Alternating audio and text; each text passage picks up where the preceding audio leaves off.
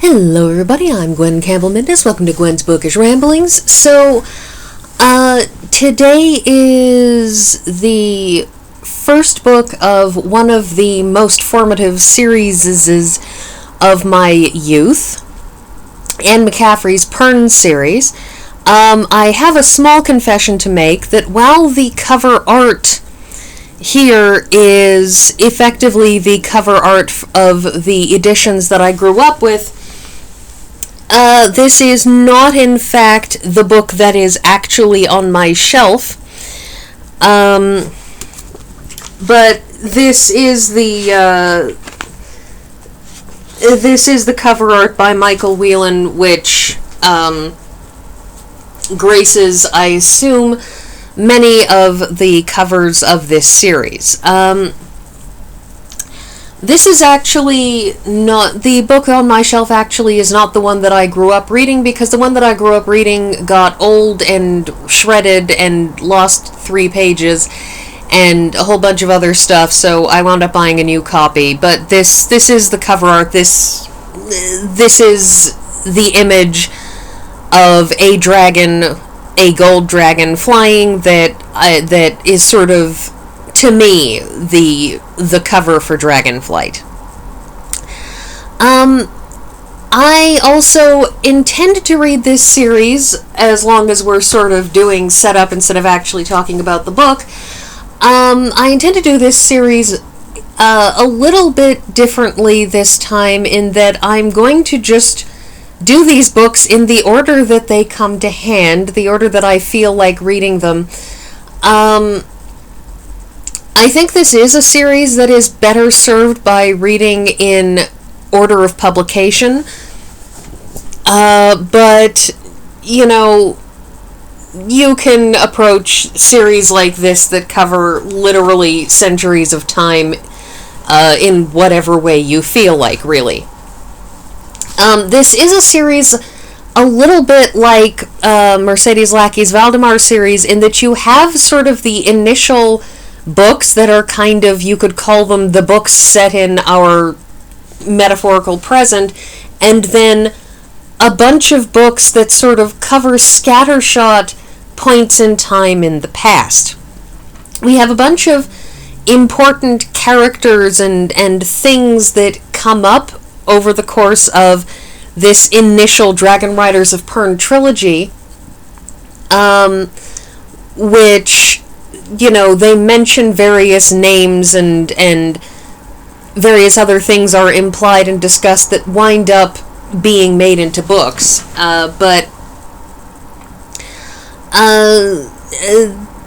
So those just kind of show up, and you have a vague idea of parts of what happened, but the details obviously are filled in those novels. Now, Dragonflight, this was very much a book that I looked at the cover, said, ooh, that looks neat, flipped it around to the back, read that there was a female protagonist, and decided I was going to read this.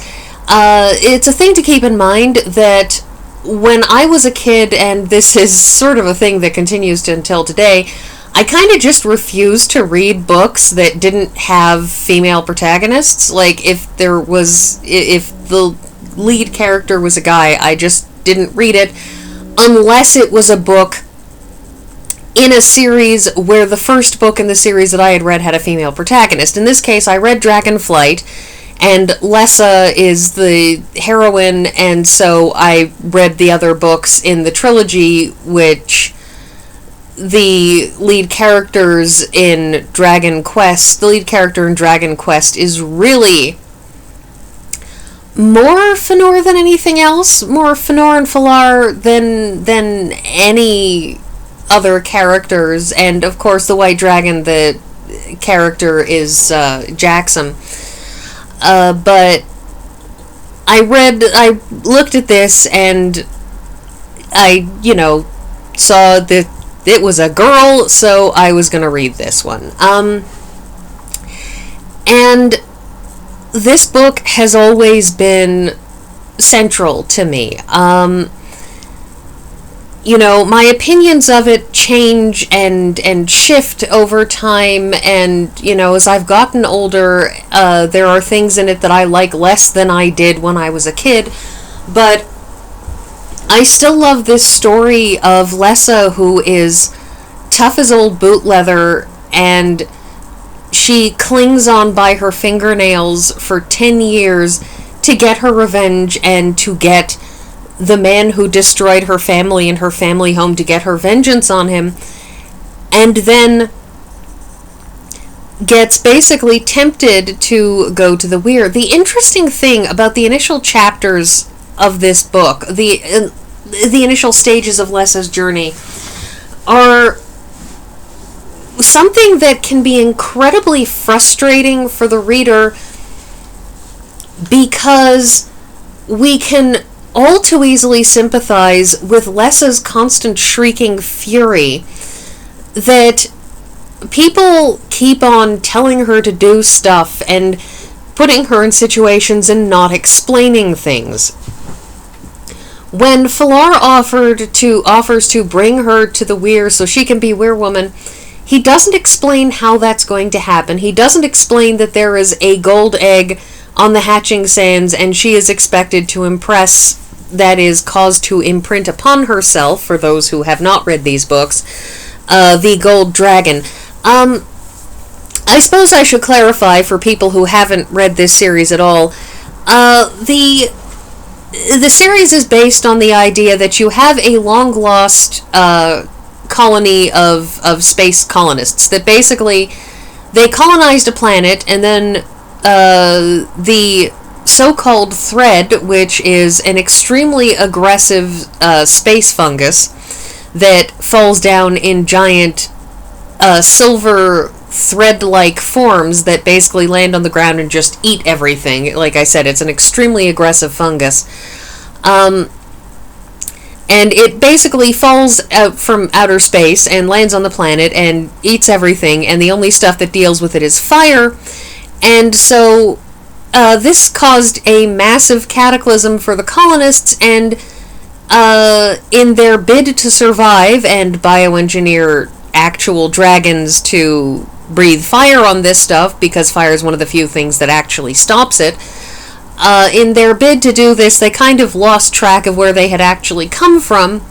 So by the time we get Dragonflight, it's been several thousand years, and they just don't remember planet Earth anymore. They don't know that they came from outer space. They don't know any of where they came from. And there's a lot of technological development that winds up periodically being put on hold, because you have these, several decade-long periods of time when you have so-called threadfall, where all of their efforts get put to not dying from being eaten by scary fungus. And so it's an interesting place, because they've sort of developed their own culture and their own linguistic shift and their own thing. Anyways, the thing is that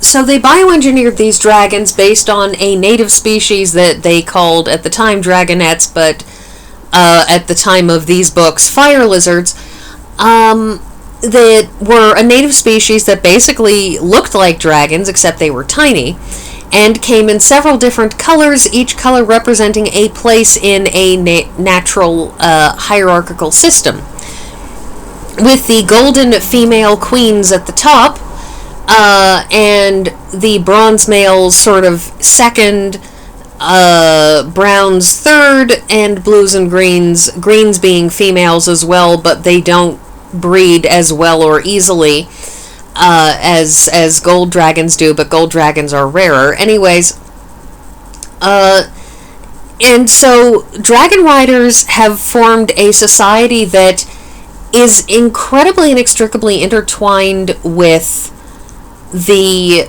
society of the dragons. That is, they imprint on the dragons, develop a very, very strong psychic link with an individual dragon. This is called impressing.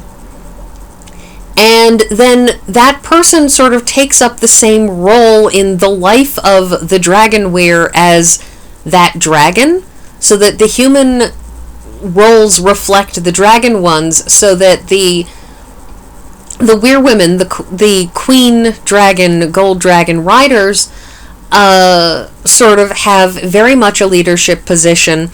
Although this being a book written in the 1960s, initially with its initial publication date and so on being copyright 1968.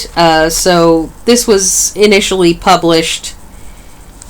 This was initially published in 1968. So there's a very, very strong line of patriarchy, but that's, as I said, to be expected. But anyways, Lessa doesn't get these sorts of things explained to her because she has grown up with a problematically limited education, and because dragon riders live in splendid isolation in their weir, there's a lot that she doesn't know simply because it's not common knowledge, and Falar refuses to explain things to her because he's playing to his own plan, and it's a frustrating aspect of his character that I think eases up in the later books, precisely because in the later books he has learned to take Lessa into his confidence so that she knows as much of what's going on as he does, and thus doesn't spend all of her time trying to figure out what she's supposed to be doing. But at the beginning of this book, there's a lot that isn't explained to her. There's a lot of smug, masculine smugness that conflicts with the fact that Lessa is very, very headstrong and is somebody who will not let herself be pushed around. When she's letting herself be pushed around, it's usually because she's scheming. And Lessa is a schemer. It's fundamental to her character that what she does is manipulate people, manipulate situations, push people into the appropriate position that she wants them to be in. And that's how, and it makes her fundamentally a very subtle character. That said, her shrieking frustration removes some of the subtlety, but that's because it's very, very hard to subtly move things the way you want them to if you don't understand what's happening, because no one will tell you. In no small part because I feel sometimes like as she yells in protest that they expect her to divine certain things by instinct, and when she doesn't, some people refuse to accept that maybe, explaining things might help. Anyway,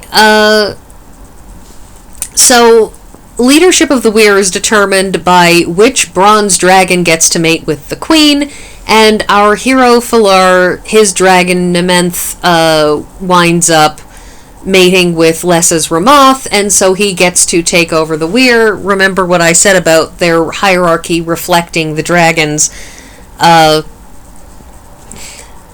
Anyways, and this book starts off after an unusually long gap of time between the last thread fall, a period of time so long that people are assuming that their thread has just been cancelled, it's never going to fall again.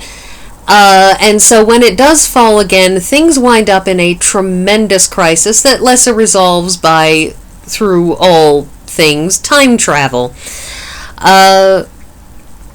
It is a fun and exciting book, and I just enjoy the hell out of this thing. It has its flaws, but it's a really, really good read.